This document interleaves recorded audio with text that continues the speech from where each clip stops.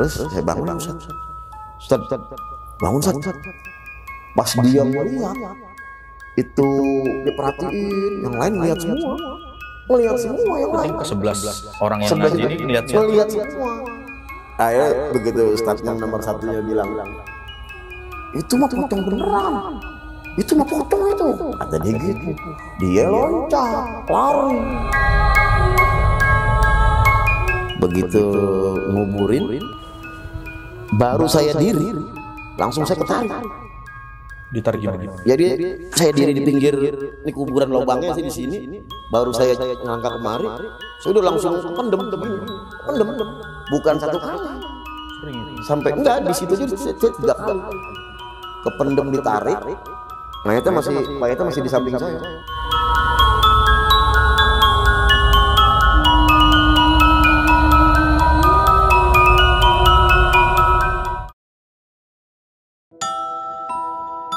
Assalamualaikum warahmatullahi wabarakatuh. Kembali lagi di channel Kisah Tengah Malam bersama gua Saputro Kristiansyah. Pada video kali ini gua udah kedatangan satu narasumber yang mempunyai cerita mistis dan dia merupakan seorang pemandi jenazah dan juga seorang penggali kubur.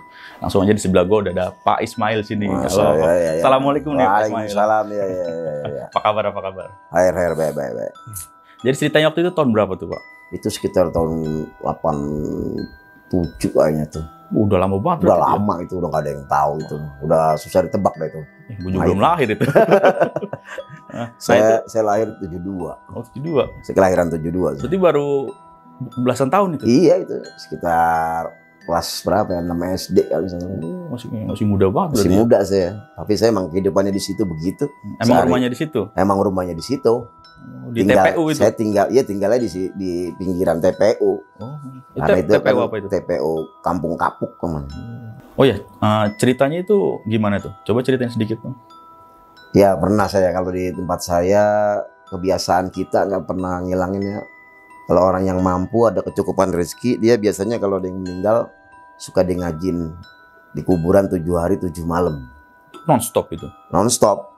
Sip-sipan. Oh, sip-sipan. Ya kayak seperti yang saya ceritakan, saya kebagiannya jam 2 malam mulu. Kalau makin kemarian, kalau dulu ada yang 40 hari 40 malam. Katanya itu ya 11 orang, berarti satu orang 2 jam 2 jam. Iya, 2 jam 2 jam. Muter aja. Ngajin dulu ya. Iya, madrasahnya juga emang dekat kuburan. Tinggalnya di pinggir-pinggir kuburan. Berarti yang ngajin juga anak pondok juga? Iya, murid-murid. Murid-murid pondok. Murid-murid kakek saya itu di madrasah situ pada ngaji. Emang sehari-hari seperti itu aja, kegiatannya seperti itu aja udah. Berarti pas saat lagi ngajin itu ada cerita horor? Cerita, iya di situ dah pengajiannya. Karena yang saya bilang wanita hamil, saya sendiri juga kagak tahu. Memang ngaji aja ya, disuruh ada tulisan jadwalnya, kita ngaji aja kagak tahunya. Tahan dulu nih ceritanya nih. Nah bagi kalian nih yang penasaran nih sama ceritanya Bang Mail aja nggak apa-apa ya? Iya nggak apa-apa dah. Langsung tonton video ini sampai habis, jangan di skip-skip. Dan bagi kalian nih yang udah nonton video ini tapi belum subscribe channel ini sekarang buat bantu kita agar kita makin semangat memberikan konten-konten horor. Dan bagi kalian nih yang udah subscribe, saya ucapkan terima kasih banyak udah subscribe channel ini dan semoga aja amal kebaikan kalian dibalas sama Allah Subhanahu wa taala. Yaudah nih, Bang, nggak usah lama-lama ya. Siap. Langsung aja gas ceritanya.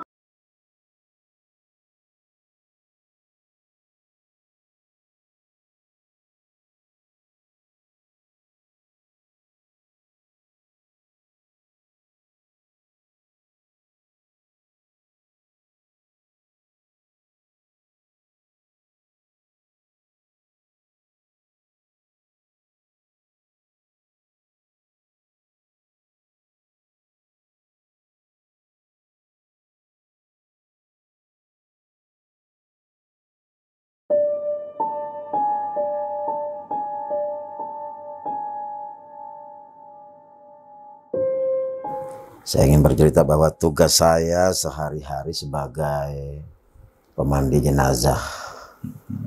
Sejak kapan? Sejak kecil. Kalau masih kecil saya cuma guyur-guyurin mayit doang. Bantu-bantu gitu. Bantu-bantu iya gitu. Terus udah agak dewasa sedikit, saya mencoba tuh ngikut masuk ke dalam tendanya, ikut guyur gitu ya. Mandiin. Akhirnya pekerjaan itu setelah guru saya, kakek saya nggak ada, saya ambil alih mau nggak mau. Ketika saya hijrah di sekitar sini juga orang membutuhkan jasa memandikan jenazah, terutama pada peristiwa adanya COVID. Banyak jenazah yang dengan surat tidak COVID kita mandikan, kita makamkan selayaknya kewajiban kita sebagai umat Islam. Namun ada cerita yang menarik sebagai tugas dari seorang pemandi jenazah, karena alam dunia sama alamnya mayit, alam barzah terlalu dekat. Kebiasaan dari guru saya itu, kebiasaannya kalau ada yang meninggal, kalau orang itu suka ada yang minta ngajiin di kuburan, itu nggak bisa kita buang. Ajaran dari orang-orang tua kita bahwa ada orang yang ekonominya mampu, ketika saudaranya meninggal dia minta ngajiin di kuburan. Ada yang 40 hari 40 malam, ada yang 7 hari 7 malam, ada yang 3 hari 3 malam, ada yang sehari 1 malam. Saya kebagian yang 7 hari 7 malam pernah saya. Jadi ada seorang ibu yang hamil, kemudian dia meninggal berikut ibunya dan bayinya. Jadi meninggalnya di dalam perutnya berikut ibunya. Nah, itu dikubur tuh. Jadi dia bersama bayinya dikubur. Ibu-ibu yang meninggal dalam keadaan wafat ya, tidak melahirkan anaknya di dalam, udah meninggal dikubur. Dan itu minta keluarganya ngajiin tuh di kuburan selama 7 hari 7 malam. Karena saya masih muda, saya mah kalau disuruh ngajiin dari pagi sampai jam sore, saya kagak betah. Saya selalu sama murid-murid tuh ya, murid-murid kakek saya juga masih murid juga. Saya kalau ngaji mau jam 2 malam tuh. Kebagian jam 2 malam, tapi saya orangnya masih bodoh, nggak tahu kalau itu matinya dalam posisi lagi hamil. Tidak melahirkan tapi di dalam wafat. Saya emang nggak tahu, saya emang ngajiin aja. Kalau hari pertama saya ngajiin, ada kuburannya juga masih ada, mayat letak posisinya saya masih rada ingat gitu ya. Sama kebiasaan apa dipanggilnya, kayak semacam korin gitu ya. Itu selalu nongol.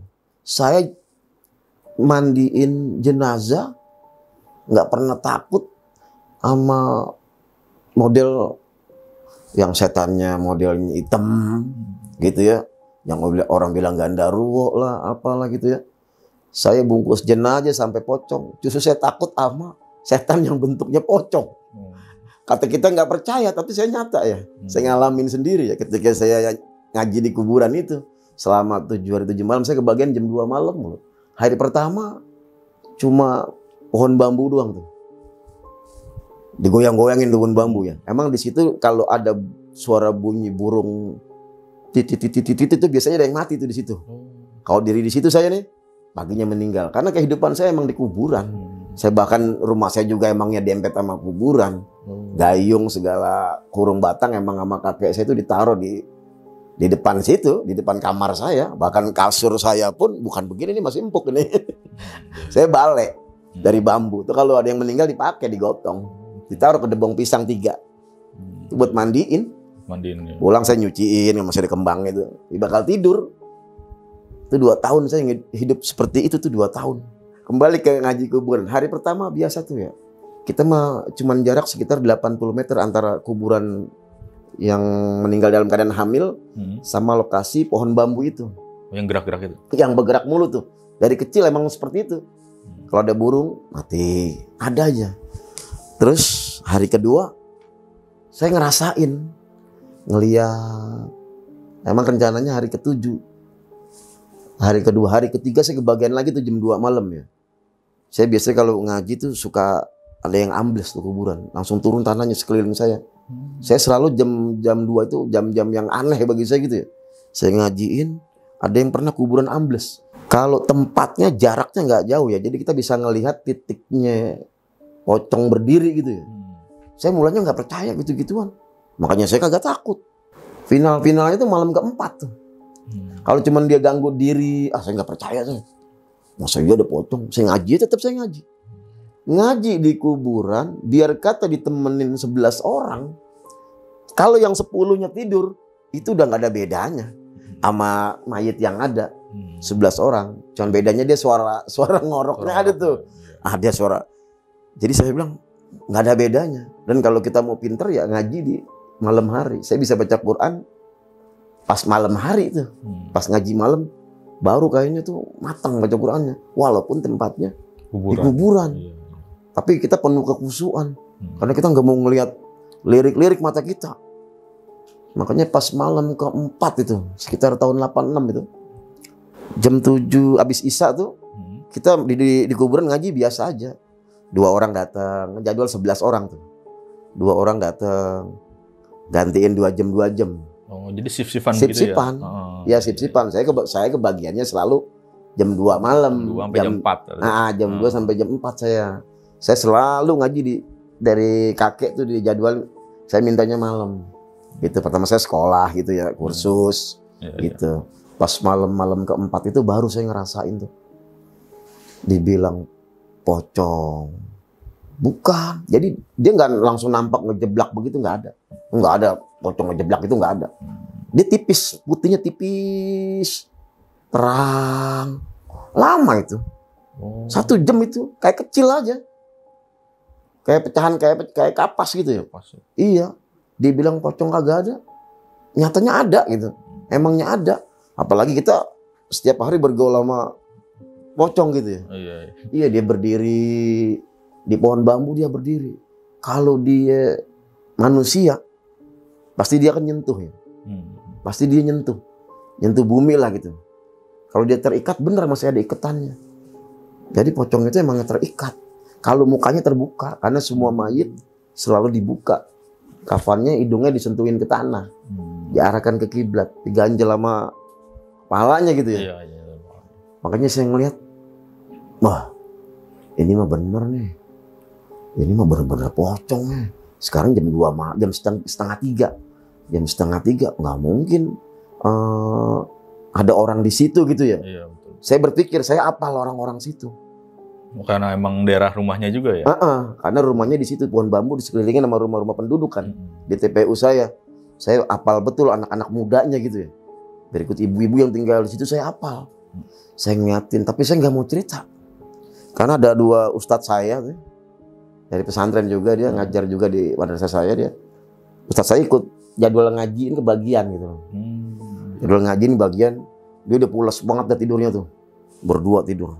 Itu 11 orang yang datang pada malam itu, 11 orang. Emang jadwalnya ada semua ya.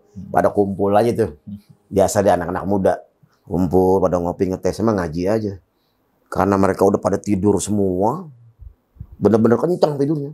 Kenapa saya bilang kencang tidurnya? Ya, saya ngeliatin makin gede. Tapi kalau diliatin makin mendekat. Terus lama-lama mendekat. Maju gitu. Iya, dia nggak loncat-loncat, kalau loncat-loncat pasti bohong. Loncat-loncatan itu udah pasti kakinya masih jalan kaki dia. Kalau dia sifatnya kecil, gede, terus mau mendekat. Ketika dia mau mendekat, baru di situ takut saya ada. Waktu mau bangunin nggak enak juga, karena ustadz gitu ya, masa guru-guru kita bangunin. Kita bangunin guru yang nomor 2 ada tuh. Padahal udah tidurnya udah kencang banget, ngorok banget tuh. Sampai saya bangunin. Masya Allah, saya bilang, baru kali ini saya ngeliatnya. Saya nggak pernah mau cerita. Karena saya juga takut. Akhirnya saya nggak tahu kalau yang kita ngajiin ini yang hamil, tapi kan nggak ada hubungannya. Karena itu sudutnya di pohon bambu itu ya. Itu. Kita ceritain di situ ada 2 makam yang serem, itu ada makam Belanda sama makam orang Medan yang kebetulan sama. Meninggalnya dalam keadaan hamil juga. Wanita cantik, dan itu terkenal di daerah Klender. Siapa dia itu nama terkenal, tapi kita kan nggak mungkin itu. Ini sama yang saya ngajiin, tapi jaraknya emang agak dekat sama pohon bambu itu sekitar 10 meter. Tapi karena dia nongolnya malam hari, kelihatan banget. Lampu juga nggak terlalu banyak di sekitar masyarakat situ. Dia mau nyamperin, oh makin dekat, loh, kok makin dekat? Saya keplak tuh kakinya, Ustadz, bangun Tat. Ada apaan? Itu saya nggak mau ngeliat itu kayaknya ada pocong tuh. Di mana itu? Di pohon bambu tuh. Di dekat arah rumah si A gitu ya, kan biasanya rumah si A tuh. Ustadznya ngeliatin. Dia nggak komen, dia cuma lihat. Iya itu bener tuh Il katanya. Itu bener pocong Il. Itu nggak bisa kita bohongin karena ada saksinya juga ikut ngelihat membenarkan ucapan saya. Gitu. Tapi itu ucapannya baru dibenerin satu orang tuh. Saya nggak ngaji saya. Nggak ngaji, jadi sama saya nggak berani ngelirik, tapi ustadznya ngeliatin. Ini satu ustadz nih. Terus ada kakaknya ustadz juga, sama-sama dari pesantren juga tuh, pesantren sekitar sini. Terusnya ustadz yang nomor 1 kita bangunin. Tat bangun Tat. Kita enak nggak enak ya. Namanya dia udah mendekat, dari jarak 70 meter, udah di antara 40 meter. Begitu yang keduanya dibangunin, ayo bangunin tuh ustadznya. Kata adenya suruh bangunin juga. Tat, bangun Tat. Saya bangunin. Ini Quran masih di sini nih, sama lekar, kalau orang Betawi ini lekar. Masih dipegang saya pegang begini. Yang lain di belakang pada bangun tuh. Bangun, ada apaan? Il, itu lihat dah tuh, yang arah pohon bambu dah. Itu bohongan apa beneran? Takutnya bohongan. Saya bilang begitu, bisa aja bohongan gitu ya. Orang nakut-nakutin. Tapi masa iya nakutin sampai 1 jam lebih. Kita perhatiin. Emang dari hawa ngaji pertama, kedua, ketiga tuh udah berasa. Berasa nggak enak ya? Udah berasa nggak enak. Di situ anginnya kenceng terus. Anginnya kenceng. Tapi mereka nggak ngerasain ya. Kalau kayak saya kan ngerasain banget ya. Namanya malam. Jam 2 lagi. Jam 2. Selalu jam 2. Terus saya bangunin Ustadz. Ustadz, bangun Ustadz. Pas dia ngeliat, itu diperhatiin, yang lain ngelihat semua yang lain. Ke-11 orang yang ngaji ini ngelihat semua. Gila. Cuman belum bereaksi. Kita nunggu komando. Bukan komando nyamperin itu pocong. Komando kabur. Akhirnya begitu ustadz yang nomor 1-nya bilang, itu mah pocong beneran. Itu mah pocong itu. Kata dia gitu. Dia loncat, lari. Ya kita nggak enak namanya guru ya Ustaz. Masalah hari kita tidur. Kita ngikut lari. Berarti 11 orang lari semua itu? Lari semua. Saya ngangkat Quran sampai begini. Sampai nasi nampan tabrak-tabrak. Sampai loncat kita lari. Terus kata Ustaznya, mundur. Belum 7 langkah. Saya sih kagak ngerti jawab bahasanya begitu. Belum 7 langkah katanya. Mundur. Mundur ngapain Tat? Iya balik. Saya kagak tahu itu Quran lekarnya nggak tahu pada kemana ya. Mau pada berantakan. Balik gimana? Ya mundur belum 7 langkah nih. Belum ditanya antar mana tuh kalau begitu kata ustadznya. Ya kita masih muda ikut-ikutan aja kita balik lagi tuh. Kita balik dia diam jangan padang lihat gimana? Namanya pocong liatin. Iya di situ. Begitu kita balik hilang aja udah. Kok bisa hilang begitu? Paginya saya ke situ. Nggak nyampe di situ cerita. Begitu kita balik badan dia nggak ada. Kita duduk lagi rame-rame.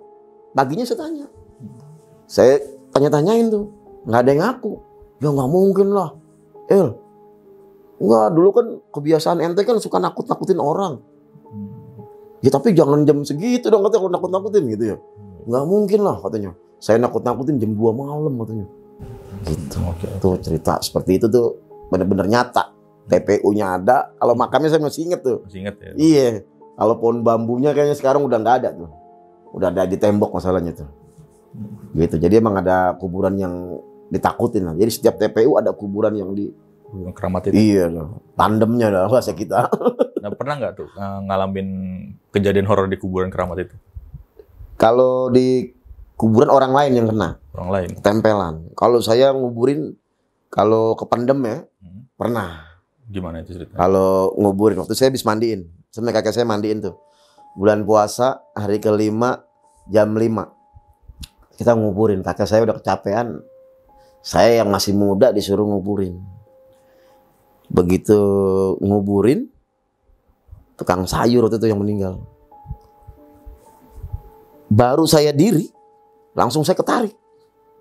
Ditarik gimana itu? Jadi saya diri di pinggir, ini kuburan lubangnya sih di sini.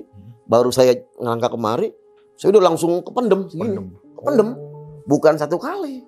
Sering itu? Sampai enggak, di situ aja saya 3 kali. Oh, 3 kali.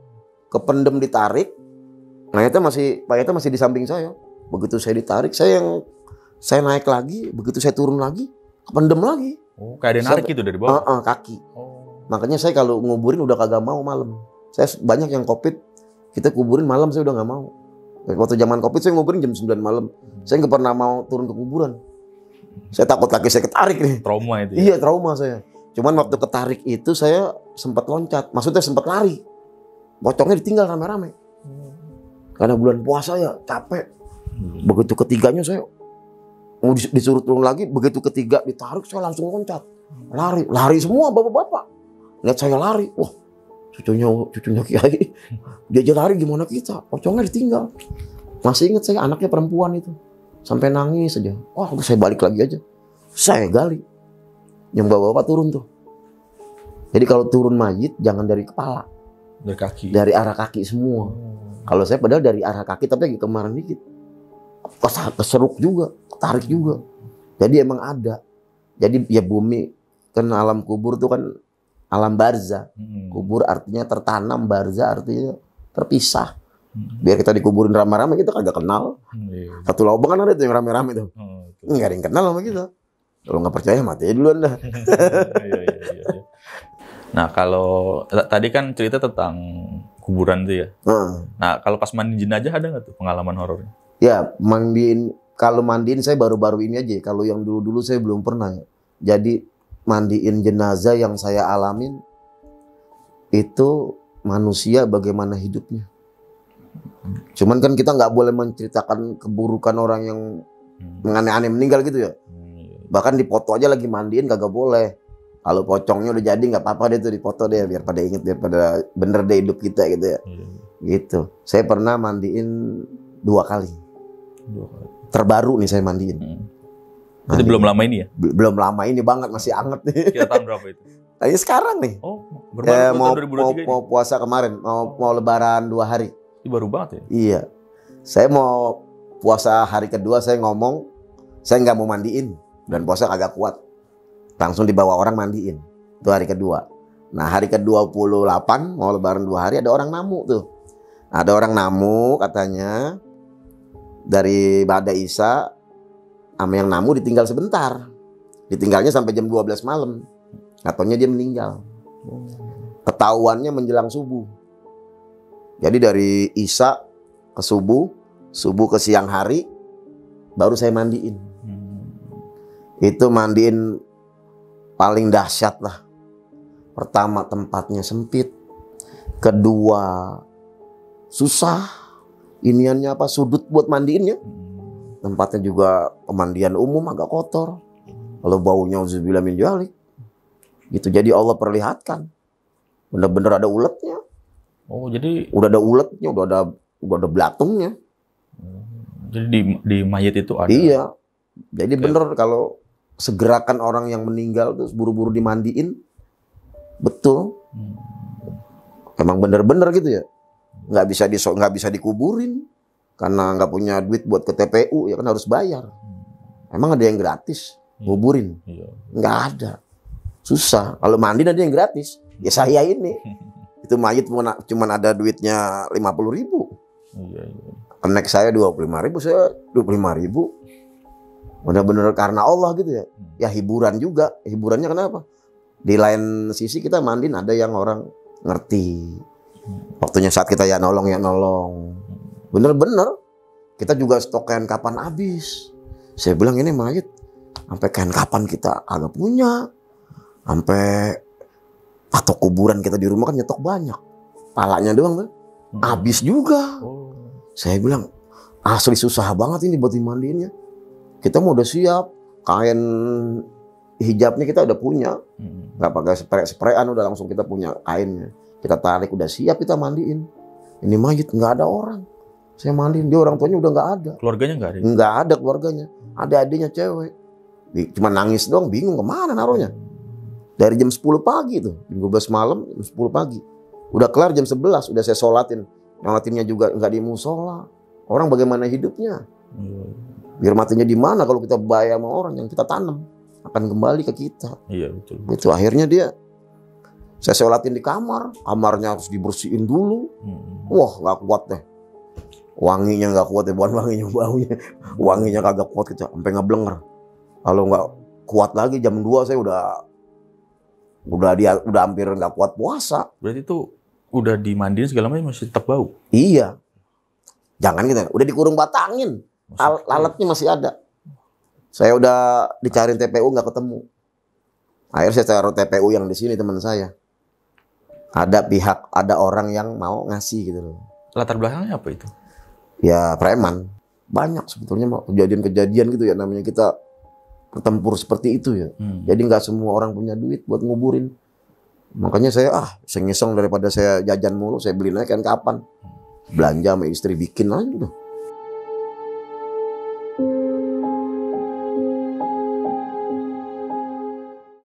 Oke, tadi cerita dari Pak Ismail. Terima kasih nih buat Pak Ismail udah mau cerita di Kisah Tengah Malam. Dan bagi kalian nih yang mau cerita nih kayak Pak Ismail, caranya gampang banget. DM aja langsung Instagram kita di Kisah Tengah Malam Official. Ya udah segitu dulu. Gua Putro pamit undur diri. Wassalamualaikum warahmatullahi wabarakatuh.